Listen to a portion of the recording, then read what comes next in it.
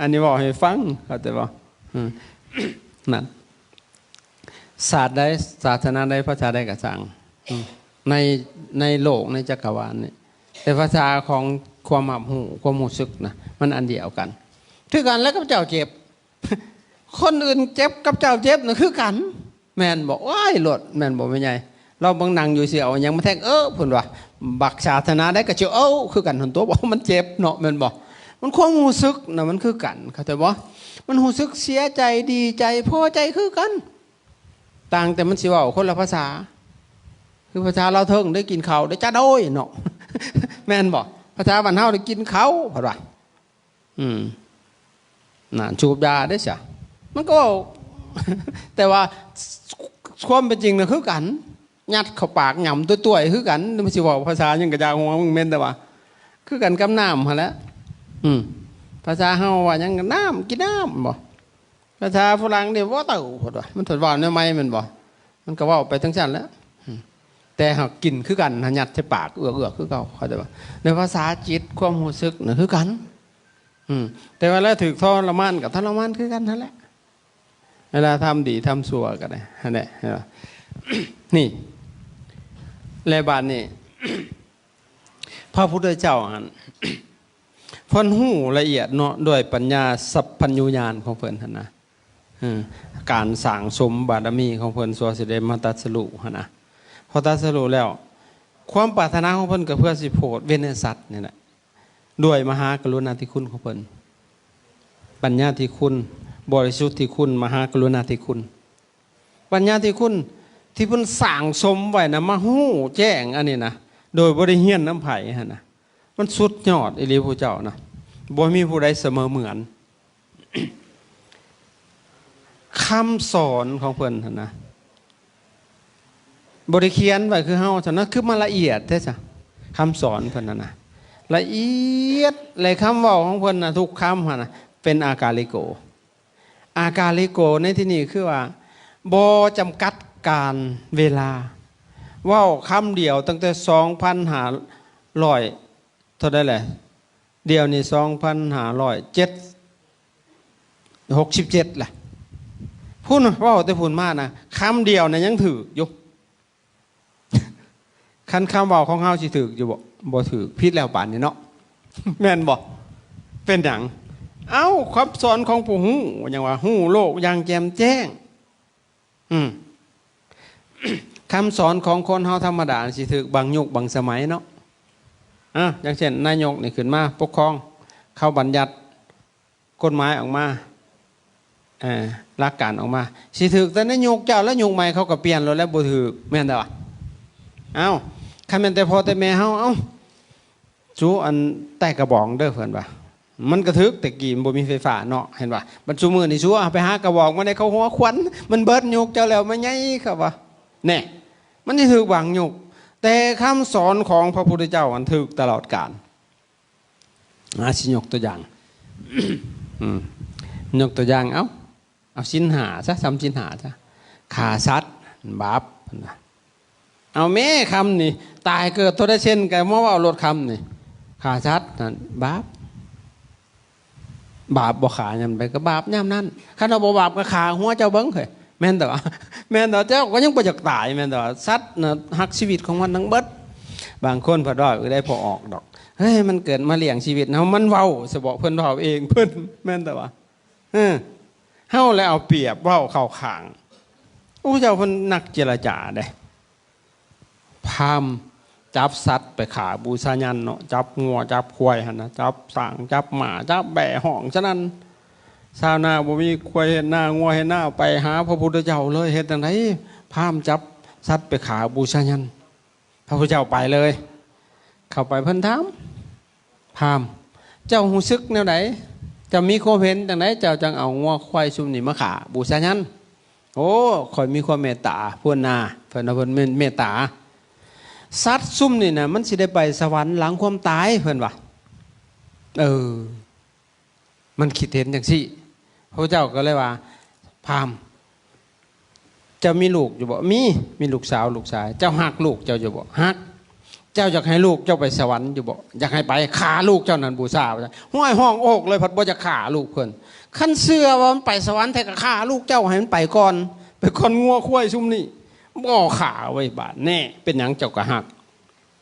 นั่นเห็นบ่นั่นแหละนั่นแหละคำสอนของเพิ่นมันเป็นอากาลิโกว้าวคำใดก็คือถูกต้องตลอดกาลเข้าใจบ่ฆ่าสัตว์เป็นบาปลักของเขาเป็นบาปนอกใจลูกใจผัวใจเมียเป็นบาปคันเอาบ่บาปก็ให้เขามาเล่นเมียเจ้าตีแม่นแต่ว่าเจ้าก็บ่พอใจคือเก่าหั่นแหละแม่นแต่ว่านั้นเห็นเนาะนี่ก็ขี้ตัวบาปดื่มสุราไม่ไรเพิ่นว่าไว้มันถูกเบิดถูกตลอดกาลนะเข้าใจบ่เห็นเนาะนี่แหละคือคำสอนของเพิ่นเป็นอากาลิโกถูกต้องตลอดกาลเลยเห็นเนาะและบาทนี่ยังเลยไปกว่าหันอีกสอนจนว่าให้คนนะพ้นไปจากทุกข์คือสอนบ่ให้มาตายอีกว่าสันทไปสอนให้เนื้อความบ่ให้ตายคือบ่ให้เกิดเพราะว่าคนเฮานี่ตายมันมาจากไสมาจากเกิดเนาะ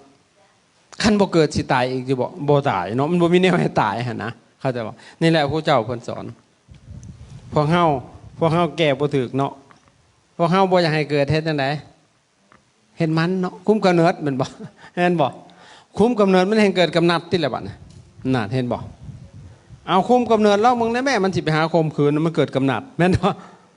พระเจ้าสอนคุ้มกำนัดมันขจัดกำเนิดคันบ่มีความกำนัดเชิญนอนนำกันกับมันสิมีลูกเนาะแม่นบ่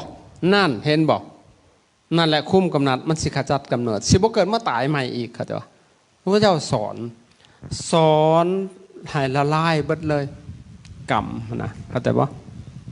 เผากรรมละลายกรรมบ่ให้มีเยื่อใยแห่งอย่างให้มาเกิดอีกแต่พอเฮาก็อยากเกิดแต่เนาะเขาว่าให้มึงตายบ่ได้พูดได้เกิดเครียดตายไปฟันยานบ่ได้เกิดมาตายใหม่เข้าใจบ่คันมีผู้ใดว่าให้มึงตายบ่ได้พูดได้เกิดสาธุโลดเด้อกูจังสิบ่ได้ตายใหม่ว่าสิอันนี้ว่าเข้าใจบ่ถึงเนาะพยานบ่ได้เกิดมาตายใหม่เข้าใจบ่หั่นแหละเกิดทั้งใจนี่ก็บ่แห้งแล้วยังทุกข์แล้วเนาะนั่งอยู่นี่ยังตายเกิดนี่จังน้อยเทศโดนคือเทศโดนแท้กูจักเมื่อแล้วเพิ่นว่าแน่ตายแล้วเด้อน่ะสิเมื่อเกิดอยู่เฮือนอีกแหละตั้งแต่ว่าคิดโอ้เฮือนกูเขาเบิ่งให้บ่เอาพุ่นไปเกิดอยู่พุ่นแล้วบ่ทันได้ตายแท้ซะได้นี่ตายขณะจิตซื่อๆเขาจะว่าหั่นแหละ นี่คือคำสอนของพระพุทธเจ้าสอนให้คนพ้นไปจากทุกข์จริงๆทุกข์ทางกายนี่มันเพียงบรรเทาได้ก็บรรเทานี่พวกเจ้านั่งทุกข์อยู่นี่จังน้อยเพิ่นก็ฟิกแล้วหาอิงกกเช้าไว้แล้วจังน้อยเพิ่นก็ฟิก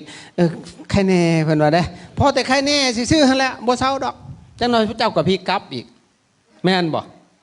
เป็นหยังก็มันพอแต่ใครแน่ก็จังว่าจังน้อยหิวแล้วบัดโอ้ยได้กินแน่กินน้ำแล้วใครแน่แล้ววะจังน้อยเราสิปวดเหี่ยวเราสิบ่ใครแน่อีกแม่นแต่ว่าก็ไปเหี่ยวออกแล้วโอเคแน่มานั่งใหม่จังน้อยก็พอแต่ใครแน่พลิกไปพลิกมาอยู่นี่แหละมันบ่เศร้าดอกทุกทั้งกายนะเข้าใจบ่ทุกทั้งกายมันเพียงแต่บรรเทาแต่ทุกทั้งใจมันเฮ็ดให้ดับได้เข้าใจบ่เฮ็ดให้ดับได้เฮ็ดให้พ้นจากทุกข์ไปได้จริงๆถ้าเฮาเข้าถึงความจริงได้พระเจ้ามันสอนตอกย้ำสัมมาทิฏฐิสมาทานังสัพพังทุกขังอุปัฏจคุงสมทานสัมมาทิฏฐิสิก้าวลงทุกทั้งปวงได้สัมมาแปลว่าถูกต้องทิฏฐิแปลว่าความเห็นถ้ามีความเห็นถูกสิพ้นจากทุกข์ได้พวกเฮามันสิเห็นถูกยังมีแต่เห็นผิดทั้งนั้นเลยแม่นอยู่บ่พ่อใหญ่ ได้แต่ฟังจึงลึงอยู่เลยบ้านนั่นแหละเห็นผิดแล้วก็ทุกข์นี่จะยกตัวอย่างความเห็นผิดให้ง่ายๆให้เบิ่งเด้อสมมุติพ่อใหญ่นั่งอยู่นี่มีเด็กน้อยอายุประมาณ6 ปีมาสิบักเฒ่ามึงมานั่งยังอยู่นี่ว้าเราเครียดบักอย่างใหญ่แล้วน่ะเบิ่งหัวทอกับปั้นนี่มึงสิมาเว้าแก่แดดแท้อีนี่เพิ่นถือว่าเด้อเพิ่นสิอยากตีมันเพิ่นถูกได้เนาะสักพักหนึ่งมันมาอีกมันเขาเลยบอกพ่อใหญ่อันนี้นิดหน่อยมันด่าเจ้ามันเป็นบ้าได้อีนะมันบ่ได้เต็มบาทสะเบาะเพิ่นว่า บัดมันมาด่าบัดในหัวเสยบ่หายด่าคำเก่าก็ยังบ่หายเป็นหยังโหเลยได้ว่ามันบ้านี่แค่เห็นผิดซ้ำนี่ก็ยังถูกแม่นบ่มาด่า10 เทื่อก็บ่หายบัดในหัวมันบ้าเลยเพราะฉะนั้นผู้ใดมาด่าเฮาน่ะคิดว่ามันบ้าแล้วก็พอแล้วเด้อมันบ้าได้ว่าสิคันผู้เฒ่ามาด่ากับเราบ้าได้อีนายเฮาก็บ่เครียดเพราะฉะนั้นอย่าบ้าเด้อบัดนี้เด้อหายก็คือโง่โมโหก็คือพี่บ้านั่นแหละแค่เห็นพิษซ้ำนี่ได้อันยกตัวอย่างให้เบิ่งซื่อๆนะเฮาเห็นพิษหลายๆอย่างก็เฮาสิเป็นทุกข์นะเห็นพิษถึงขั้นว่าไอ้ห่างกายสังขารห่างกายจิตใจเนี่ยรูปธรรมนามธรรมอันนี้นะเพราะมันเป็นของเฮาแล้วเฮาเลยทุกข์นะอีหยังก็มีแต่ของกูเบิดนะก็เลยทุกข์ตาก็ตากูหูก็หูกูดังก็ดังกูลูกก็ลูกกูบาดนี่บัดบอกให้มันเศร้าผัดบ่เศร้ากันว่าของเพิ่นผัดแม่นบ่แสดงบ่เป็นของเฮาตัวนี้แม่นบ่มันบ่เที่ยงมันบ่มีหยังนะมันเป็นอนัตตาพระพุทธเจ้าสอนสิหูเวทนาสัญญาสังขารวิญญาณบ่แม่นตัวตนเพิ่นว่าเฮาเพราะของกูนะก็มันสิทุกข์นี่คือเห็นผิดเห็นไปตามสมมุติหูอยู่บ่สมมุติแปลว่าหยังพ่อใหญ่นี่สิถามพ่อใหญ่นี่บ่ฮู้ซ้ำเกิดมาโดนซื่อๆใหญ่ย้อนกินข้าวเฒ่าย้อนหลายปีแต่หักบ่ฮู้เด้บ่ฮู้สมมุติ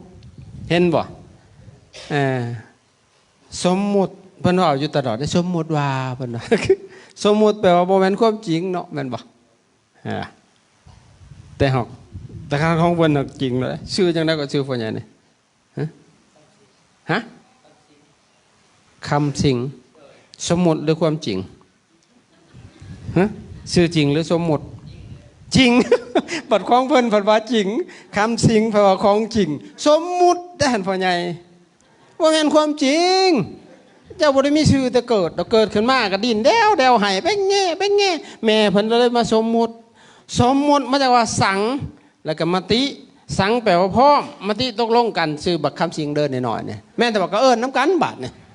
เพิ่นว่าความจริงเพิ่นว่าของเพิ่นมึงดูขี้โกงสมมุติบัดในนางสบลาบอยู่นี่นะแม่นแต่ว่าค่อยก็ถูกสมมุติมานี่ดิ้นขึ้นมาแนวให้ผิวมันงามเนาะผิวคือทองนี่คือคำนี่นะผิวอันนั้นเป็นผิวเหลืองเขาเลยบักคำพนะคำพดพนะจ๊ะเป็นหยังจังพดมันหายเก่งมันเว้าพดที่ขึ้นสิมาจากคำว่าวัจนะจากคำเว้านี่แหละมันหายหลายมันเทศแต่เมื่อเกิดปุกเทศนะเทศนั่นนะหายทุกขังอริยสัจจังความเกิดนี่คือทุกข์แท้นอมันทำให้เนี่ยเข้าใจป่ะเพิ่นเลยสมมุติว่าคำพดคันเอิ้นคำเพชรข่อยก็ใช้เติร์ดมันบ่ถึกสมมุติข่อยเข้าใจบ่นั่นแหละเฮาเลยไปติดสมมุติแม่นบ่แน่โอ้พ่อใหญ่หาก็หูสมมุติมื้อนี้ได้พวกเจ้าหาเกิดมาแม่นบ่นี่สมมุติทั้งบัดนี่สำหรับเป็นบ่แม่นความจริงดอกแม่นแต่จริงอยู่แต่จริงโดยสมมุติเข้าใจบ่หั่นล่ะเฮาเลยไปติดสมมุติแล้วเฮาเป็นทุกข์บัดนี้เนาะพ่อใหญ่เขาว่าบ่ถูกเพิ่นว่าเด้อแท้ก็บ่ถูกนำกันหั่นแหละก็ทุกข์เนี่ยนี่คือผู้เจ้าเพิ่นสอนให้หูความจริงหูอริยสัจคือหูทุกข์กันเด้ทุกข์เนี่ยมันปลอมหรือมันจริงหือนั่งอยู่เจ็บขาน่ะเจ็บจริงบ่หรือเจ็บปลอมเจ็บอีหลีแน่เห็นบ่ของจริงแล้วป่านนั้นยะคู่บางคนนั่งอยากไปเห็นนั่นนี่ที่เห็นหาจะแตกยังบ่เห็นบ่มันถูกย้อนผิดขังครั้งนี้ทุกจริงหรือทุกปลอมแม่นแต่ว่าบ่เห็นบ่มันคิดอยู่หั่นน่ะคิดอยากไปหันคิดอยากไปนี่คิดหักคิดสั่งย้อนหันแหละให้เห็นตัวนั้นแหละโสมหนามันน่ะเขาแต่ว่ามันตัวเฮาอยู่หั่นเข้าใจบ่นั่นแหละนี่พระเจ้าสอนให้ฮู้ทุกข์ฮู้เหตุให้เกิดทุกข์เจ้าเจ็บขาเป็นหยังเจ้าจังเจ็บขาพ่อใหญ่มันมีขาเหตุของมันเข้าใจบ่คันบ่อยากเจ็บขาเจ้าก็ตัดขาทิ่มเฮ้ยบ่มีขาให้เจ็บแม่นแต่ว่ามันก็สิไปเจ็บหม่องใหม่เจ็บหม่องได้ก็ตัดออกมันเบิดน่ะสุดท้ายบ่มีหยังก็บ่มีหม่องเจ็บบาดแม่นแต่นั่นแหละคือให้จิตของเฮาหันหลุดพ้นเหนือสิ่งพวกนี้สิ่งที่เฮายึดนั่นนะครับแต่มันก็สิบ่มีบ่งนี่คือพระเจ้าเพิ่นสอนให้ฮู้ทุกข์ฮู้เหตุให้เกิดทุกข์ฮู้ความดับทุกข์ฮู้หนทางออกจากทุกข์หนทางออกจากทุกข์แท้ๆก็คืออริยมรรคมีองค์8อ้าวแต่บ่นำมากล่าวดอกยาวโพดสิบ่จบเด้ออันนี้คือคำสอนของศาสนาพิเศษอีหลี เฮาทำได้ด้วยตัวเฮาเองนี่ได้บ่ต้องหวังเพิ่งสิ่งศักดิ์สิทธิ์หยังเลยการดำเนินชีวิตพระพุทธเจ้าสอนเบิดนะโอ้ยสอนละเอียดเลยได้สอนปฏิบัติธรรมปฏิบัติหน้าที่ปฏิบัติธรรมเฮาก็ยังบ่เข้าใจเลยเจ้าอยู่เฮือนเจ้าก็ปฏิบัติธรรมสมควรแก่ธรรมคือทำหน้าที่เด้หน้าที่ของผัวหน้าที่ของเมียหน้าที่ของลูกหน้าที่มันมีหน้าที่เบิดแต่ต้นไม้มันก็ยังมีหน้าที่ใบมันทำหน้าที่หยังแหละกองแสงเนาะเกตมันได้ซะมันก็ทำหน้าที่หากมันก็ทำหน้าที่ดูดเอายังขึ้นไปรอเลี้ยงนะนั่นมันทำหน้าที่ต้นไม้หั่นก็ได้หากมันทำหน้าที่หลักใหญ่เลยแหละคันบ่มีหากตายตาเบิดต้นมันเป็นบ่เพิ่นสิว่าญะตาแต่ทำเนียมบุญเปรียบคันเป็นหากบ่หมันสิพาต้นตุ้มตายหากมันขาดเสียเบิดแล้วต้นมันแม่นแต่ว่าคนเฮานี่คือกันมันทำหน้าที่ไดตาเนี่ยมันทำหน้าที่หยังพ่อใหญ่เบิ่งรูปแล้วเว้ยเนาะเบิ่งรูปอย่างเดียวได้อันตาพี่บ่านี่บ่ได้เห็นแนวอื่นได้สมมุติเสียงมากก็บ่ได้ยินในตานี่นะเพิ่นสิเบิ่งแต่รูปยังเบิ่งเบิดขี้ลายงามรูปเบิดตานี่นะบัดหูหัดฟังแต่เสียงเอาหูมากก็บ่เห็นหมอนี่นะคงมันทำหน้าที่มันเข้าใจบ่ดังคือกันจักกินยังเหม็นหอมหูโลดเพิ่นนี่นะเอาหูมาเบิ่งกับบ่หูดังนี่นะแม่นบ่นี่ลีนคือกันแตบมาเข้มเพิ่นว่าเพิ่นหูแต่แนวเดียวหั่นแหละเอาหูมาให้เลียเบิ่งกับบ่หูอันดังอันลีนแม่นว่าแต่สุดท้ายผู้คุมใหญ่น่ะคือใจสังเกตบ่โอ้ยผู้ใดน้อคืองามแต่เด้ชื่นใจจังเลยบ่เห็นชื่นตาจะงามผัดมาชื่นใจคันได้ยินเสียงโอ้ยมวนชื่นใจจังเลยผัดบ่ชื่นหูสัมบัตินี่มาลงที่ใจบัดสุดท้ายนะครับตัวนั่นมันมารวมลงที่ใจนี่แหละคือปฏิบัติธรรมปฏิบัติหน้าที่ให้ถูกต้องตามหน้าที่โดยกฎของธรรมศาสตร์และกฎของสังคมเพราะถ้าเฮามาเข้าใจเรื่องหลักของพุทธศาสนาเนี่ยเฮาอยู่กันแบบมีความสุขเฮาสิบ่เบียดเบียนกันนะครับแต่ว่าทุกคนทำหน้าที่แต่เฮาพอบ่เข้าใจบาดนี้มีแต่มั่วเลยบาดแม่นแต่ว่าน่าเชื่อได้อยู่อันนี้คือองค์ประกอบธรรมอิฐคือพระศาสดาพระศาสดาคือเจ้าของคำสอนแต่ผู้เจ้าสอนยังไงเอาไล่แต่เบื้องต้นซะสัพพปาปัสสะกรังสอนบ่ให้ทำบาปทั้งปวงแนวไรเลยเป็นบาปว่าให้เขาบาปบ่บาปเนาะสั่งเขาบาปบ่เกลียดเขาบาปมันบาปไปคิดบ่ดีนะเขาจะบอกเป็นบาปเขาจะบอกลักกับบาปขี้ตัวกับบาปนั่นสินะเอาจำศีล5นี่ก็เหลือเฟือเนาะเขาจะบอกนี่สอนบ่ให้ทำบาปทั้งปวงแนวใดสิเป็นบาปนะละบ่ต้องทำหลังจากนั้นกุศลสู้ปสัมปทาสอนให้ทำความดีให้ทั้งพร้อมแนวใดแหละความดีฮะช่วยเหลือเกื้อกูลเมตตาเว้าดีๆประเภทความดีนะสิ่งที่ดีๆให้ทำให้ถึงที่สุดหลังจากนั้นสะจิตตปริโยทัปปนังสอนให้ชำระจิตใจของตนให้ขาวสะอาดชำระความโลภความโกรธความหลงออกเอตังพุทธานาศาสนังนี่แหละคือคำสอนของพระพุทธเจ้าทั้งหลายแต่สอนสูงขึ้นไปก็คือสอนในหูทุกข์เขียนให้เกิดทุกข์คือว่านั่นนี่คำสอนของพระพุทธเจ้าอันนี้คือองค์ประกอบที่1คือพระศาสดาอันที่2ศาสนพิธีเอาพิธีเข้ามาได้บัดพวกเฮายากย้อนพิธีเลยบ่เข้าใจเอาอันนี้มาเค้นมาถวายเค้นเฮาก็ยังบ่เข้าใจตั้งแต่เพิ่นว่าอย่าเผาเค้นเด้ยังบ่ทันถวายเพิ่นว่าอีกสิได้บาดน่ะเคยได้ยินบ่อย่าเผาเค้นเด้อยังบ่ทันถวายเพิ่นน่ะศิริวัตรฟังไว้จริงๆเค้นกับถวายกันเดียวกันนั่นแหละต่างแต่ภาษาเว้าซื่อตอนนี้ครูเขาก็ประเคนยกให้เนาะยกให้ยกซะก่อนมันสิเค้นชะลาก็สิยกมันสิยกขึ้นแต่บ่ได้แม่นแต่ว่ายกบ่ได้หรือว่ามอบให้จังซี่นะแต่ว่าภาษาบ้านให้ยังครูเพิ่นเอิ้นเค้นนะไอ้ละให้คนทั่วไปเพิ่นเอาให้เนาะยกให้มอบให้หรือว่าราชาเพิ่นทรัพย์เพิ่นก็ว่าพระราชทานหั่นเด้แต่ว่าก็ทั้งเบิดก็คือเอาให้คือเก่าหั่นแหละเขาจะบอกนะ เค้นกะยกให้หนาถวายก็คือกันคือกันกับกินหันได้สะภาษาบ้านเฮาก็กินเขาเนาะภาษายังคู่ได้สะสันแม่นบอกว่ายังคู่กินก็บ่จะคักมันได้นะสันจ้ะภาษาราชการเฮาได้รับประทานอาหารแม่นบอกภาษาลาซาได้เสวยพักกยาหารบาชุเจ้าอยากให้ลูกได้สแต็กผัดว่าการเดียวกันตัวลงมันรวมอยู่ท้องบนเดียวแต่พวกเขาไปฆ่าคำเว้าหันนะเขาแต่ว่ามันก็เลยส่อเลยยุ่งเลยหันนะนี่คือพิธีนี่ก็เขาเตรียมความพร้อมดอกเป็นกิจลักษณะสมมติว่าเอ้าเฮาวันศีลวันพระเนาะเฮาสิมาพร้อมเพียงกันไหว้พระสมทานศีลหันเด้เขาเฮ็ดก็ได้เฮาบ่อยากเฮ็ดกับบ่ผิดเด้บ่ได้เป็นหยังเด้บ่อยากก้าวกับบ่ได้ผิดซึ่งว่าสิเค้นยังให้เฮาบ่อยากก้าวกับบ่ได้ผิดเด้มันสำเร็จอยู่ที่การเอาให้พี่เข้าใจบ่มันเอายกพร้อมกันเอาเค้นให้เพิ่นสาธุพร้อมกันจบก็แล้วเด้บ่ต้องว่าอีมานี่มายังพันเตว่าไปแล้วอาตมาเนี่ยเอามานี้อาตมาว่าอีมานี่ได้มาแค่โลดว่าร้ายก็โดนไปมันพอดีได้ยังตัวว่าวดอกกันเลยว่ามันสอยกมาแค่เลยคือว่าอาตมานี่บ่เฮ็ดเลยพิธีตัดออกเลยมันสอมันยาวโพดมาหอดก็ใส่โลดบาทก็ได้เนี่ยวิธีสมทานศีลก็คือกันส่วนหลายเฮาเคยให้ยาคูภาวาครูพาเว้าแล้วแต่นะโมพี่บ่สิมาสอนนักโมกันยังเนาะเฒ่าพอแห้งอะไรมันบอกเว้าเองก็เป็นตัวนะโมซื่อๆแต่เฮาฝันให้ยะครูพาวานะโมตัสสะภะคะวะโตอะระหะโตโหดอกแต่น้อยจนเฒ่ายังสิมาสอนนะโมอยู่นะปกติเฮาก็ว่าเองนั่นแหละ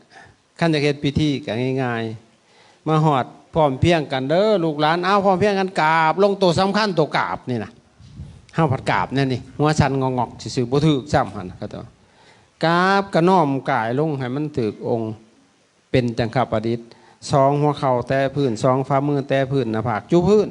มันบ่มีขี้ไก่ตัวอยู่ในหั่นแม่นแต่ว่าอันนี้บัดพี่กราบนะบ่คือจักดิแข็งกระเดอยู่บัดแนวสิเฮ็ดอีหลีไปเฮ็ดเล่นๆบาดปกติต้องกราบน้อมกายลงผู้นำก็ต้องว่าเอาพร้อมกันกราบน้อมกายลงงามๆด้วยความเคารพนะ3 ครั้งช่องฝ่ามือให้แตะพื้นหัวเข่าแตะพื้นหน้าผากเฮาก็น้อมลงคุง3 ครั้งอันนี้ไม่ใช่กระกาบกระตาขมาก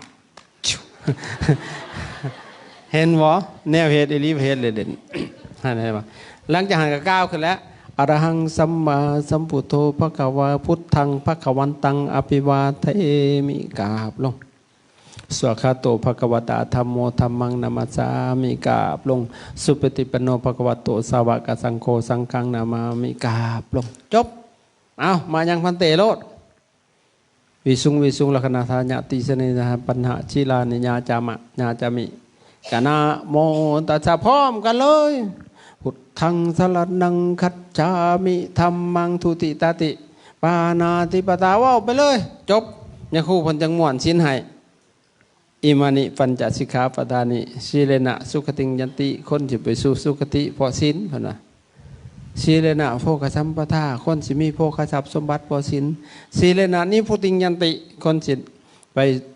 ถึงความเย็นไปถึงนิพพานเพราะศีลตัสมาสิลังวิโสทะเยฉะนั้นพวกเข้ามีสติสัมปชัญญะอยู่กับคนรักษาศีลให้ดีเถิดอุกาสะอามาพันเตโดยขน้อยแล้วเลยเด้เขาก็ว่าเองอันเพิ่นผ้าเว้าหันคนป่วยดอกใกล้สิตายแล้วมันบอกบ่ถือผ้าเว้าอันนี้เฮาผัดจักสิป่วยยังหนังขมกขมิกอยู่ให้แต่ผ้าเว้าบาดนั้นมันเลยยาวเลยพิธีฮะกินเวลาไปบักหลายคันว่านั่นนี่สบายบ่มันสิมีหยังพิธีแม่นแต่ว่าเอาคันสิถวายอาหารอยากผ้าเว้าก็เว้าเอาว่านะโมพร้อมกันเลยเอานะโมจบมาคาถายกผ้าเว้าเลยอีมานี้รู้แล้วมายังพันเตบินดาพัตตานิสาปริวลานิปฏิคันหาตัวอามากังทีขลัตตังหิตายะสุขายะข้าแต่พระสงฆ์ผู้เจริญข้าพเจ้าทั้งหลายขอน้อมถวายยังกะว่าไปจบแล้วก็สาธุแล้วอันนี้จักยังไรมักไม่เลยนั่นแหละพิธีมันเลยมาบังเลยเข้าใจปะ ผลสุดท้ายก็เลยเอาพิธีหาเงินเลยได้บาทชิติวัตรใช้ช่องหาได้บาทดีบุดีได้หลายกว่ายักคู่อีกแม่นแต่ว่าเอาแล้วครับไปกันใหญ่เลยบาทนี่ดีบุดีพวกชิติวัตรก็ล้วนแล้วแต่นักบวชออกมาเข้านิยมแล้วได้กระเฮ็ดหายเลยบาทนี่เฮียนก็เฮียนเล็กหน่อยพ่อหูแต่เลียมร่วงบานซิกไปตัวเขาตื้มบาทนี่บาปกินหัวได้เพราะนั้นอย่าเฮ็ดนั่นเฮ็ดให้มันเป็นกิจจลักษณะเขาแต่บอกมันบ่ได้มากจังชั้นพิธีคือเตรียมความพร้อมถ้าพร้อมแล้วบ่เฮ็ดพิธีก็ยังได้เอาเกณฑ์ให้ลดสำเร็จเขาแต่บ่นั่นแหละอันพิธีนี่ก็มันมาบดบังได้บดบังทำเขาแต่บ่พิธีนี่เป็นเนื้อล่อยั่วสิดอกเห็นบ่เขาจะเฮ็ดพิธีหยังพิธีอันสมโพธิพระพุทธรูปสินะจริงๆบ่ต้องสมโพธิดอกพระสมโพธิคนนี่มานั่งให้สมโพธิให้เทศให้ฟังนี่เขาใจว่าพระพุทธรูปป้าไปใช้กระยุหันเลยบ่ให้ไผดอกแม่นแต่ว่าบ่ได้ถามกินข้าวอีกตากแดดกับบ่ได้ห้องหอยแดดเด้ฮ้อนเด้ก็บ่ได้ว่านี่สมโพธิพวกนี่นั่งติงไปติงมาอยู่นี่นะเมื่อยแต่พริกเลยเนี่ยสมโพธิเข้าใจบ่ในเฮารถเพิ่นเลยเอาพิธีตัวนั้นยั่วหนายั่วให้มาเห็นบ่บางคนโอ้ยสมโพธิ9 วัดบ่ตกนรกตกก่อนหมู่เลยพวกบ่ฮู้เรื่องอีหยังน่ะ100 วัดก็ตกอยู่หั่นแหละกลับมาผัดได้อีหยังเพิ่นว่าได้ฝายผัดว่าได้หวายเพิ่นเอามาหาสแตกนี่แม่นแต่ว่าเอามาผูกแขนเพิ่นว่าโซ่เพิ่นมาผูกมันจังสิอยู่แม่นแต่ว่านั่นแหละพากันไปสมโพธิอยู่วัดเดี๋ยวก็สูตรเบิดคืนอิติปิโสพระกวาวัดมามีตายแต่โซกันบ่ฮู้เรื่องหยังเลยตกนรกคือเขาแทนที่สิไปฟังเทศน์จังสิฟังเพิ่นชี้แจงแสดงขายธรรมะโอ้เรื่องคุณพ่อคุณแม่ยังต่างๆก็ว่าไปนำมากับมาสอนตัวเองการดำเนินชีวิตนะโตพี่มันจังสิบ่ตกนรกค่ะเข้าใจบ่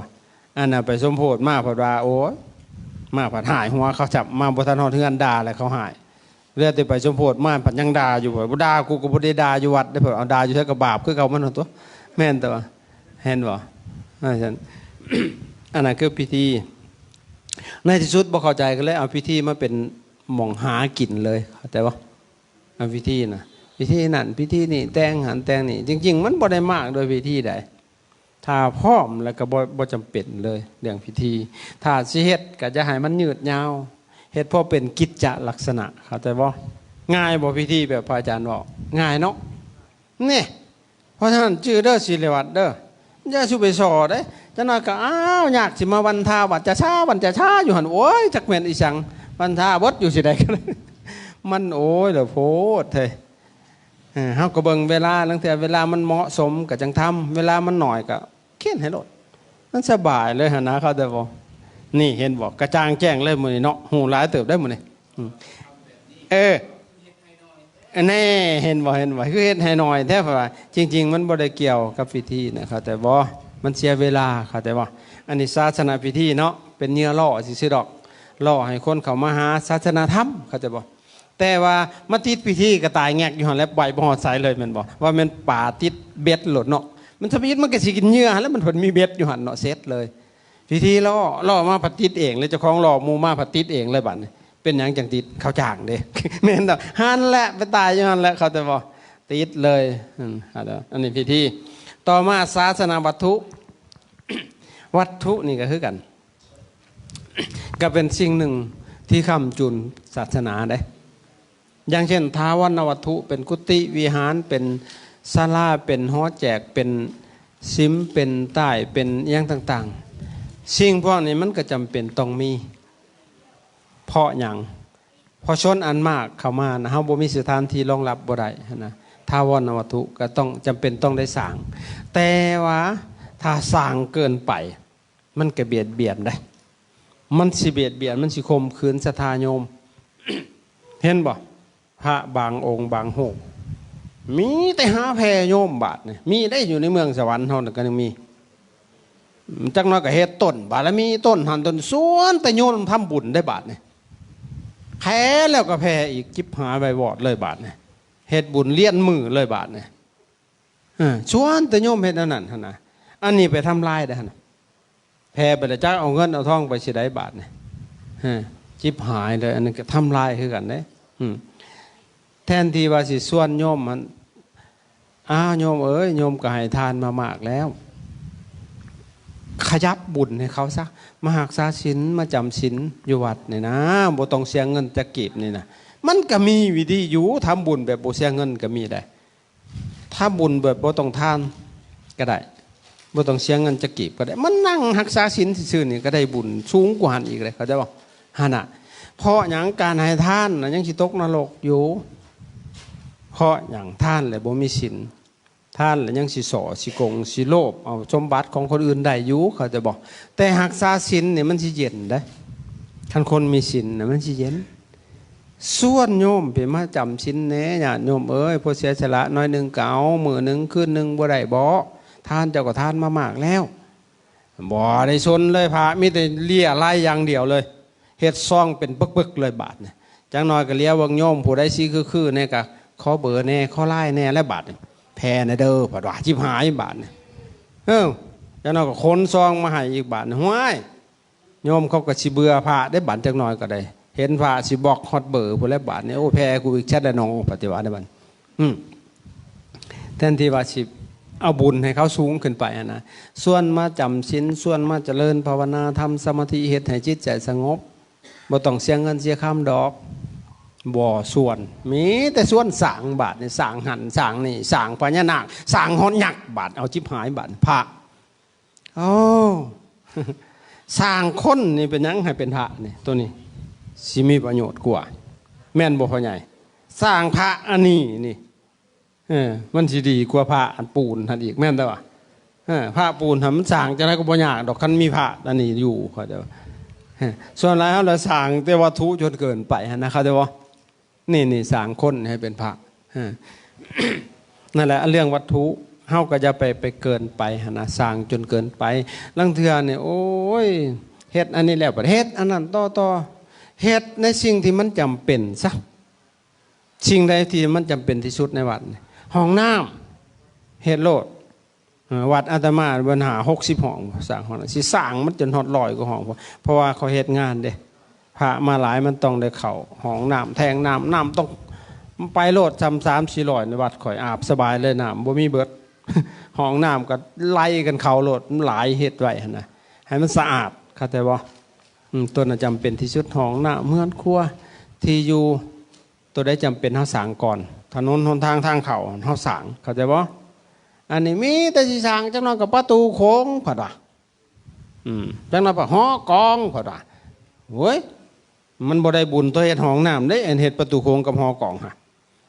เข้ามาเขาปวดขี่เขาสิแล่นขึ้นหอกองจะบอกมันก็แล่นแม่นแต่ว่า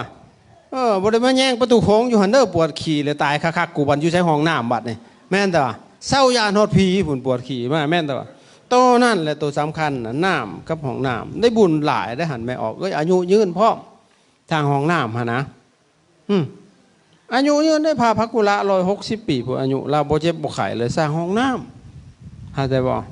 ถวายยาเป็นท่านบ่เป็นยาสูบได้ยาสูบไปให้คนป่วยสูบตายซ้ำหันบ่ยาแก้เจ็บหัวปวดท้องพาราเซตามวกนี่แม่นจะบอกเชยังกระยาหัวมันแหละเนาะยาดีไข่ที่ไอ้นี่พาราเซตามวกก็มีบัด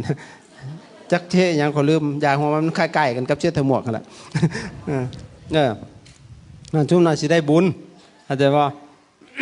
อันนี้เรื่องวัตถุเนาะบ่แม่นว่าห้ามบ่ให้สร้างแต่เฮาเบิ่งความจำเป็น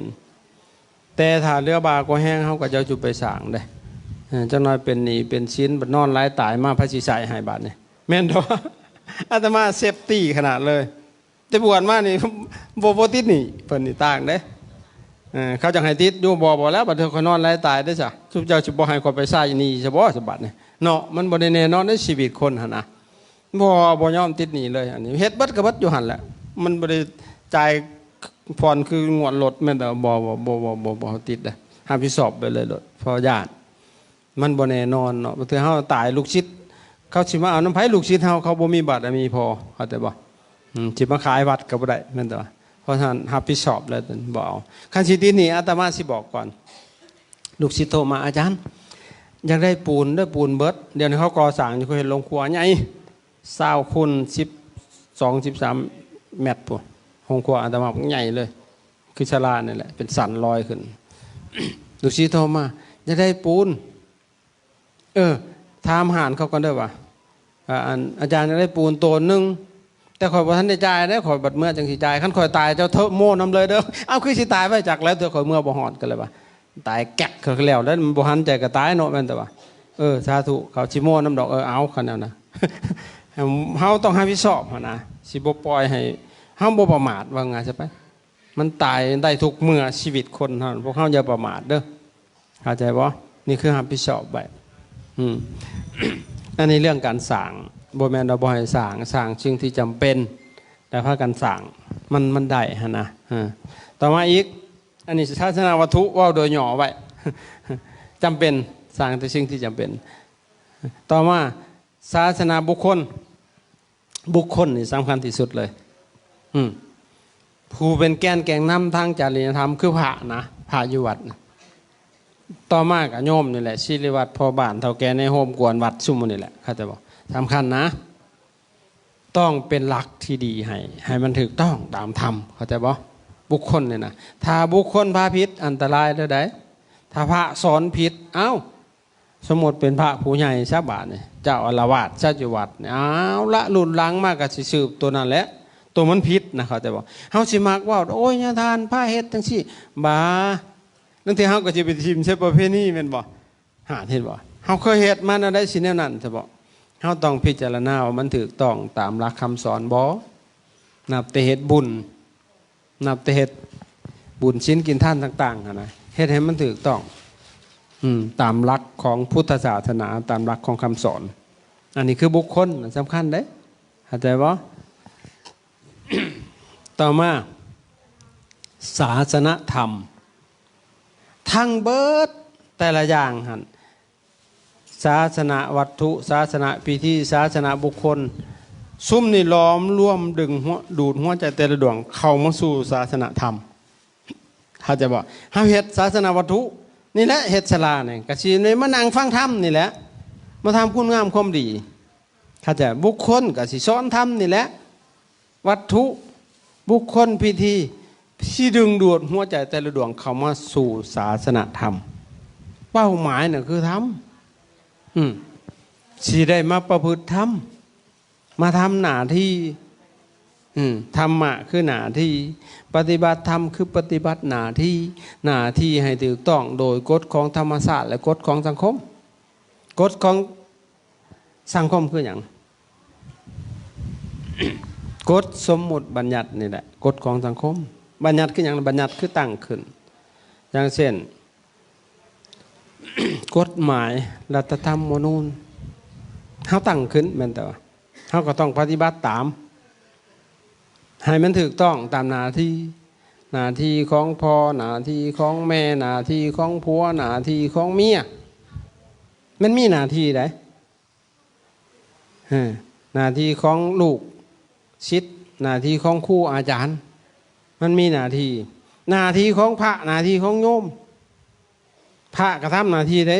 โยมทำหน้าที่ให้พระมาหาพระให้โยมขึ้น6เห็นบ่ทำหน้าที่เห็นบ่นี่แหละปฏิบัติธรรมคือปฏิบัติหน้าที่เอาเสียเอาหน้าที่ของผัวกับเมียให้ยกตัวอย่างให้ฟังเมียก็ทำหน้าที่ตัวผัวหาอย่างเห็นแนวไหนข้อหนึ่งนั่นเมียให้เฮ็ดเรียบร้อยจัดแจงการงานข้อ2นั่นค่อยถนอมวงวานเผาพันธุ์ผัวแก้วข้อ3นั่นเอาเป็นอย่างดีข้อ5นั่นให้จะมีความเพียรต่องานทางกายอันนี้หน้าที่ของเมียแต่กี้โหผัวมาแต่เฮ็ดเวียกเฮ็ดงานหาอยู่หากินแต่งผ้าขาวผ้าป่ามาถาผัวบ่ได้กินก่อนได้ย่ำกินข้าวให้ผัวแพงกินก่อนจนมันเหลือแต่กลางเมียเจ้าจังคอยกินคือสิตายมือเศร้ายืดเศร้าใหญ่ทูหันทูนี่อยู่น้ำหัวน่ะ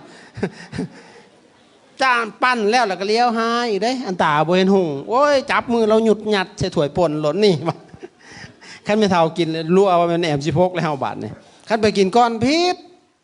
แต่ยังหน่อยอาตมายังหน่อยจำความได้แต่ข้าเป็นคนบ่ดอกซุมื้อนี่จ้างก็บ่ได้กินน้ำกันเนาะท่านผัวแก้วฮักพี่น้องทั้งผัวก็คือน้องเจ้าของเนี่ยฮักแม่ยาก็คือแม่เจ้าของฮักพ่อปู่ก็คือพ่อเจ้าของจังซั่นตัวอันนี้พี่น้องทั้งผัวมาเฮ็ดหน้าบูดตึงๆคือหมอบ่สร้างพี่น้องเพิ่นมาคนให้ บ่แม่นบ้านอันพ่นโดกดอก บ้านทรัพย์ที่ผัวมอบให้ถนอมไว้เป็นอย่างดีนั่นที่เอาทรัพย์ผัวหามาไปเลี้ยงผู้บ่าวเสื้อก็มีได้นะแม่นแต่ว่าให้จะมีความเพียรต่องานทางกายมีความปากเพียร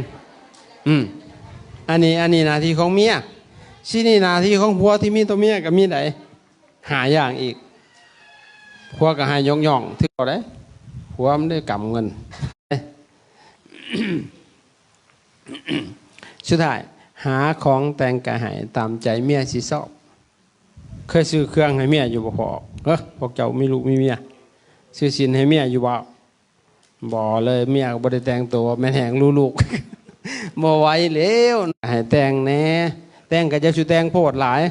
บางคนก็แต่งพิลึกหรือซักคิ้วว่ามันปิ่งจับ ขออภัยเด้อผู้ใดซักคิ้วก็ได้โอ๊ยอาตมาปีกอกอย่างมันดีดขึ้นคือหนังจีนนี่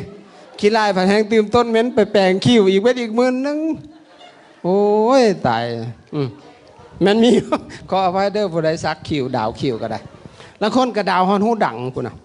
หูดังกระดาวได้โอ้กระโพดดาวแขวอีกบางคนหั่นน่ะแม่นบอกซักเป็นจังได๋ซื้อของแต่งกายให้ตามใจเมียสิชอบซื้อให้ดีใจจังตัวอันนี้คือประพฤติธรรมปฏิบัติหน้าที่นะให้ถูกต้องมันก็อยู่กันได้แม่นแต่ว่าถ้าเข้าใจกันนะไปเครื่องรบกวนเครื่องกั้นทำให้จิตเศร้าหมองเพื่อเดินนิวรณ์หา